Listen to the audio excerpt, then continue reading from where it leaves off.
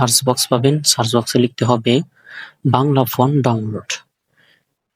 এটা লিখে সার্চ করে দিবেন।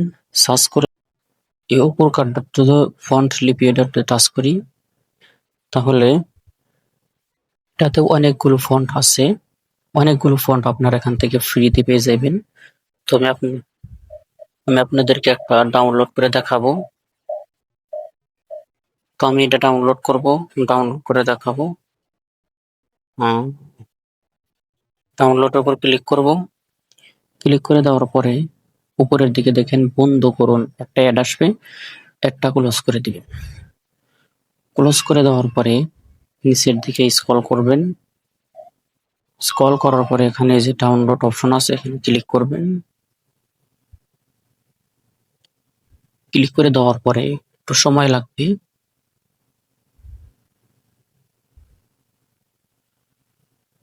এরকম ইন্টারফেস শো হবে। তো এখানে 10-15 সেকেন্ড আপনারা অপেক্ষা করবেন। এরপরে ডাউনলোড অপশনটা বেশি উঠবে।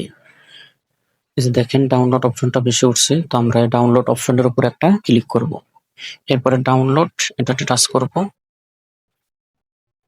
ডাউনলোড হওয়া এখন শুরু হয়েছে।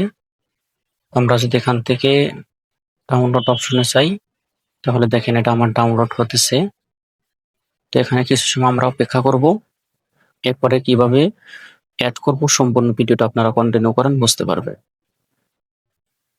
এটা ডাউনলোড হয়ে গেছে, তো আমি এটার উপর একটা ক্লিক করব। এটার উপর একটা ক্লিক করব। ক্লিক করে দেওয়ার পরে আমার ফাইল ম্যানেজারটা ওপেন হবে।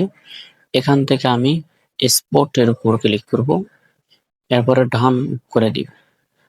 ডান করে দেওয়ার পরে আমি যেই ফন্টটা কেবল ডাউনলোড করলাম, এটা এই যে এখানে নিচে আসছে 1 MB 25K। তো দেখেন এখানে আমি দেখাচ্ছি 1 MB 25K এটা ডাউনলোড হয়েছে। তো আমি এটা এক্সেল অ্যাপে অ্যাড করবো, এর জন্য এটার উপর টাচ করে ধরে রাখবো। এরপরে মুভ করে নিব। মুভ করে আমি আমার ফোনে নিয়ে আসবো, ফোন স্টোরিতে।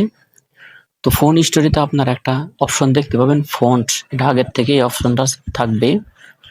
আপনি যখন এই ডাউনলোড গুলা করবেন এই